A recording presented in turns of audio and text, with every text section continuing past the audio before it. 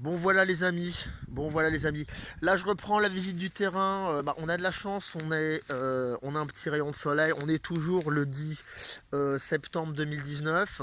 Donc là je vous ai fait dans la première partie de la vidéo un petit débrief quant à la végétation qui avait repris ses droits. Et puis sur le projet cabane, plutôt même maison dans les arbres, voilà, en utilisant exclusivement des matériaux, tout du moins pour ce qui est des grosses portances, des grosses poutres, euh, uniquement les pins Douglas que nous avons sur le terrain. Alors là j'en profite, je viens de repérer ça. C'est super parce qu'il y a un peu de rosée. Je sais pas si on va bien se rendre compte. Donc c'est au pied d'un arbre. Alors dites-moi dans les commentaires si vous arrivez à identifier ce que c'est. Alors c'est en cours de construction, je vous donne un petit indice. C'est en cours de construction. Je ne vois pas la propriétaire de cette toile. Voilà, donc si vous avez compris ce que c'est, mettez-moi un petit commentaire, mettez-moi un petit like. Ça fait toujours plaisir. Dites-moi comment je peux m'améliorer dans mes vidéos. Logiquement, j'aurai une petite GoPro, la nouvelle GoPro là, qui évite vraiment les tremblements apparemment. Etc., qui est vraiment top, que j'ai repéré.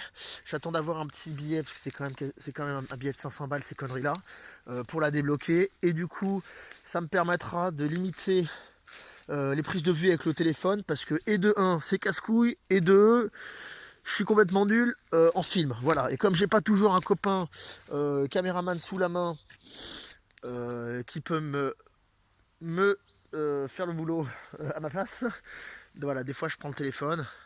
Mais bon, c'est quand même pas pareil.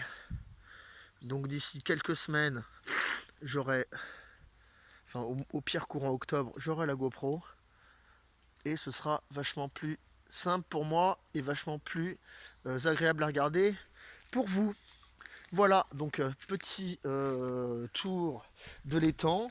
En fait, qui n'est pas un étang puisque c'est un lac. Étant donné qu'il y a une source du coup en amont qui descend des terrains. On peut voir sur Google Maps. Bon, je vous mettrai une photo, peut-être un de ces quatre, pour vous situer l'emplacement du terrain. Mais on voit bien que la source commence chez nous. Donc le temps, il fait à peu près 1000... on dit entre 1000 et 1500 mètres carrés. Il y a deux endroits où il se vide. Donc bien sûr comme c'est un étang qui est en fait un lac, bon, il n'y a pas trop de courant quand même. Mais il n'y a aucune odeur.